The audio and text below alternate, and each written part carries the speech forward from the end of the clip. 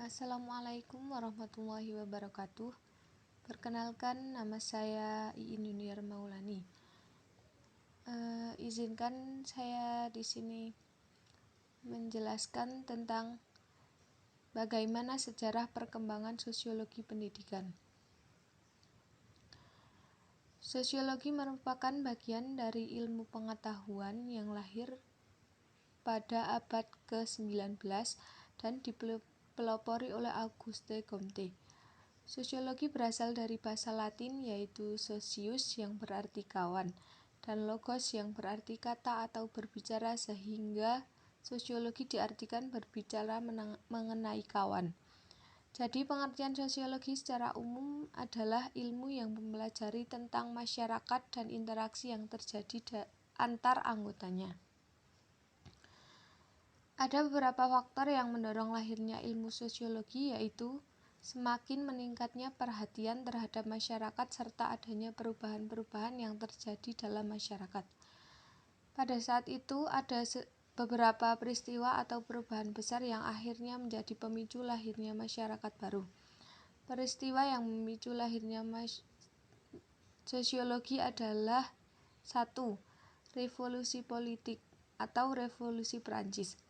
Terjadinya revolusi politik yang berlangsung di Prancis berdampak sangat luar biasa terhadap terjadinya perubahan dalam masyarakat di berbagai bidang kehidupan, baik bidang ekonomi, politik, maupun sosial budaya.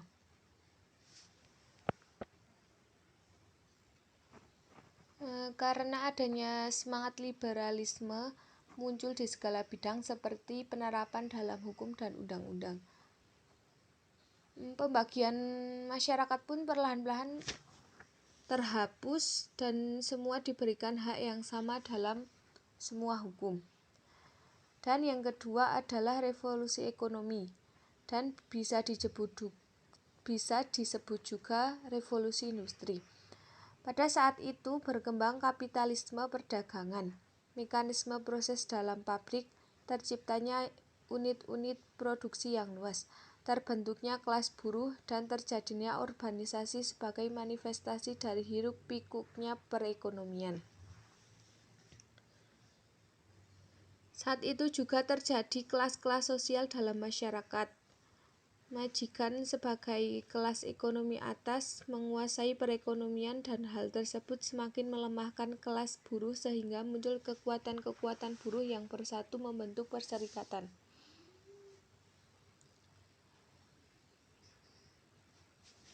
Menurut Leyendecker, ancaman-ancaman tersebut dapat menyebabkan perubahan jangka panjang dan dapat mempengaruhi tatanan sosial masyarakat. Comte melihat perubahan tersebut tidak hanya bersifat positif, seperti berkembangnya demokratisasi. Terjadi juga berdampak negatif, yaitu terjadinya konflik antar kelas dan dalam masyarakat.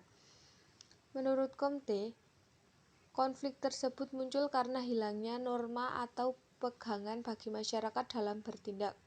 Oleh karena itu, Comte menyarankan kepada semua penelitian tentang masyarakat ditingkatkan menjadi suatu ilmu yang berdiri sendiri. Adapun beberapa pemikiran Auguste Comte sebagai berikut. 1. Comte mengemukakan bahwa ilmu sosiologi harus didasarkan pada pengamatan, perbandingan, eksperimen, dan metode historis secara sistematik.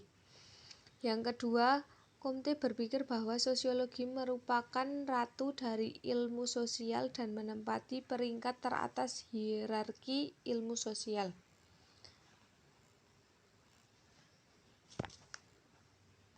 Dan yang ketiga, Comte membagi sosial ke dalam dua bagian, yaitu statistika sosial yang mewakili stabilitas atau kemantapan dan dinamika sosial yang mewakili perubahan. Dan yang terakhir, Comte menyumbangkan pemikiran yang mendorong berkembangnya sosiologi dalam salah satu bukunya yang dikenal dengan Hukum Kemajuan Manusia atau Hukum Tiga Jenjang. Hukum tiga jenjang tersebut adalah A. Jenjang teologi. Apa sih itu jenjang teologi? Jenjang teologi merupakan segala sesuatu yang dijelaskan dengan mengacu pada hal-hal yang bersifat adikodrati. B. Jenjang metafisika. Jenjang metafisika merupakan bahwa manusia memahami sesuatu dengan mengacu pada kekuatan-kekuatan metafisik atau hal-hal yang bersifat abstrak. Dan yang terakhir atau C, jenjang positif. Jenjang positif bahwa gejala alam dan sosial dijelaskan dengan mengacu pada deskripsi ilmiah.